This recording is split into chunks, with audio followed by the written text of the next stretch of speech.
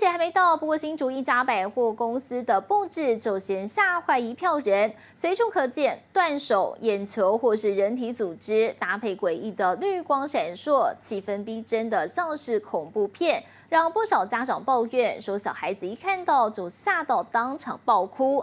百货业者事后也只好贴上警语，提醒胆小的民众要改搭，别亮电梯。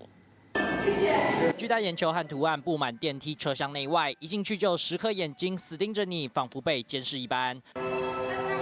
这是它的声光效。昏暗灯光和音效不断围绕，气氛超阴森。万圣节脚步将近，新竹竹北知名百货这回玩真的，整个1楼西侧电梯厅变成恐怖实验室，却也有小朋友因此吓哭，被家长投诉。小孩子可能没有遇过这种事情，可能比较容易被吓到。看起来感觉怎么样？能不能聊一下？就是万圣节氛围还蛮强的。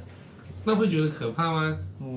目前应该是不会。恐怖场景实在逼真，百货公司也赶紧贴上警语，提醒儿童、孕妇、心血管疾病的患者量力而为，还苦手设计公司员工戴上枷锁谢罪，但怎么感觉更吓人了？也是因为这样子比较有效果。其实我们近期也有收到就是家长过来的反映说，这样子的氛围有吓到小朋友。是我们就现在安排在电梯门口都有摆放一些告示，告诉他们说，如果氛围过于恐怖的话，那我们其实还有其他的电梯可以做使用。而业者也表示，未来万圣节也会积极呈现不同场景，但这回恐怖实验室因为吓坏不少人，未来在规划上也会多加谨慎。这是之前新竹报道。